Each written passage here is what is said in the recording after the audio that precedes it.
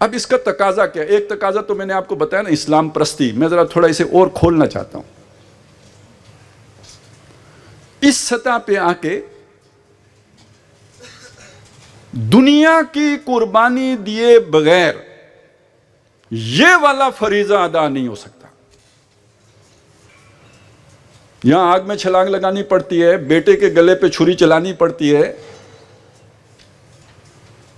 باپ سے بھی متھا لگانا پڑتا ہے، بادشاہ کے سامنے بھی بات کرنی پڑتی ہے اور اسے ہرانا پڑتا ہے. بادشاہ کا منہ بند کر دینا اپنی موت کے پروانے پہ دستخط کرنا ہے. آپ بادشاہ کو جواب بھی دے سکتے ہوں جس سے وہ چپ ہو جائے، دینا نہیں چاہیے، یہ حکمت کے خلاف ہے. لیکن حضرت ابراہیم نے تو اس حکمت کا مظاہرہ نہیں کیا نا. جب بادشاہ نے کہا انا احیی و امیت، انہوں نے کہا فإن اللہ یاتی بالشمس من المشرق فات بہا من المغرب، اللہ تعالیٰ سورج کو مشرق سے نکالتا ہے، تو ذرا مغرب سے نکال.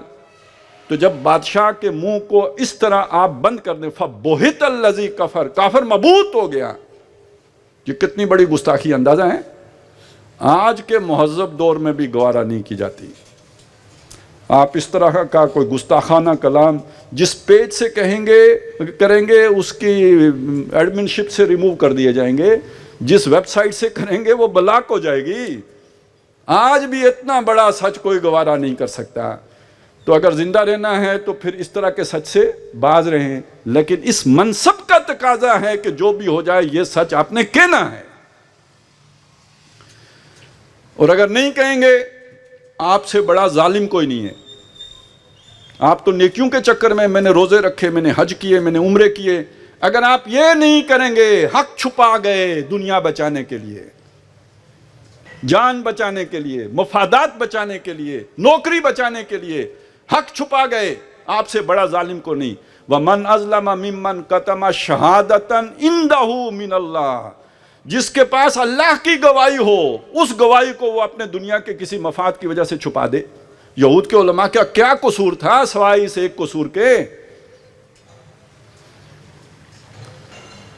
جن قوموں سے جن امتوں کو اللہ نے اس منصب پہ فائز کیا، کہا یہ میرا ایک عہد ہے جس میں وہ بند گئے. وَإِذَا أَخَذَ اللَّهُ مِيثَاقَ الَّذِينَ أُوتُوا الْكِتَابَ، جن کو اللہ نے کتاب دی، اس کتاب کے میثاق میں اللہ نے جن لوگوں کو باندھ لیا، وہ کیا میثاق تھا؟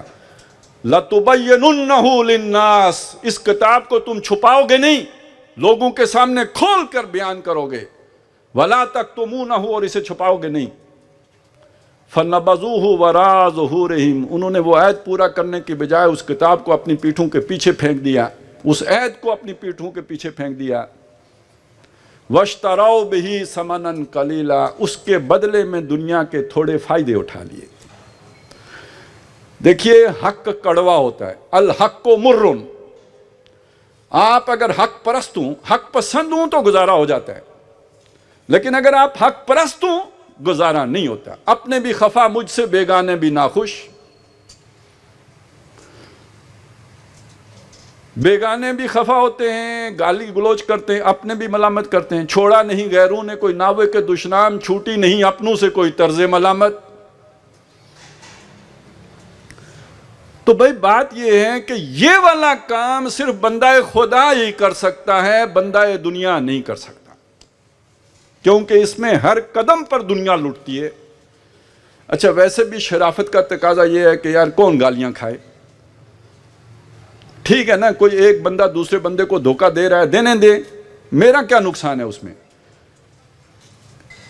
کوئی اسلامی ٹچ دے رہا ہے تو ٹھیک ہے، اسلامی ٹچ ہی دے رہا ہے نا، کوئی شرابی ٹچ تو نہیں دے رہا ہے. لیکن اگر آپ کہیں کہ حق یہ ہے تو گالیاں ادھر سے بھی آئیں گی، گالیاں ادھر سے بھی آئیں گی. چھوڑا نہیں غیروں نے کوئی ناوے کے دشنام، چھوٹی نہیں اپنوں سے کوئی طرز ملامت. یہ طائف پہ جو پتھر حضور پہ برسے تھے، وہ پتھر آج بھی برستے ہیں، باتوں کی صورت میں صحیح چلے، الفاظ کی صورت میں صحیح. یہ بڑی نازک ذمہ داری ہے، یہ بڑی یوں سمجھیے کہ دنیا لٹا دینے والی ذمہ داری ہے.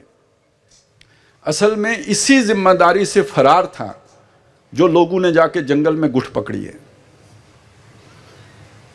اللہ کو راضی کرنے کے شارٹ کٹ ڈھونڈے ہیں نا. اللہ نے یہ ذمہ داری دی تھی. یہ تو مشکل ہے, اس میں تو لوگ حلوہ نہیں کھلاتے. یہ ذمہ داری, اس میں تو جلیبیاں نہیں ملتی. اس ذمہ داری کو ادا کرنے والے کو تو لوگ اللہ والا نہیں کہتے. ہاں, وہ جو اپنے اوپر گدڑی ڈال لے, 5-6 مہینے نہائے نہ, اور یہ کہ دنیا سے کٹ کے کہیں بیٹھ جائے, اور یہ کہ جب کوئی دیکھے تو لگے کہ اللہ ہو کر رہا ہے, اس کو جلیبیاں, اس کو دودھ, اس کو حلوہ, اس کو چڑھاوے, وہ تو ساری خدمت اس کی ہوتی ہے. پہنچا ہوا بزرگ ہے نا. تو قرآن مجید ایک امت مسلمہ کی ذمہ داری یہ لگاتا ہے, اور یہ ذمہ داری جان جوکھم میں ڈالنے کی ذمہ داری ہے. چنانچہ دیکھیے دونوں جگہوں پہ دیکھیے, لِيَكُونَ الرَّسُولُ شَهِيدًا عَلَيْكُمْ وَتَكُونُوا شُهَدَاءَ عَلَى النَّاسِ. جہاں پہ یہ بات, اگلی بات کیا ہے, وَاعْتَصِمُوا بِاللَّهِ, اللہ سے چمٹ جاؤ. اب جو لوگ عربی سے واقف ہیں, میرا خیال ہے یہاں کافی لوگ واقف ہوں گے, اعتصام تو کہتے ہی کسی شے سے بچنے کے لیے کسی کی پناہ میں آنے کو ہے.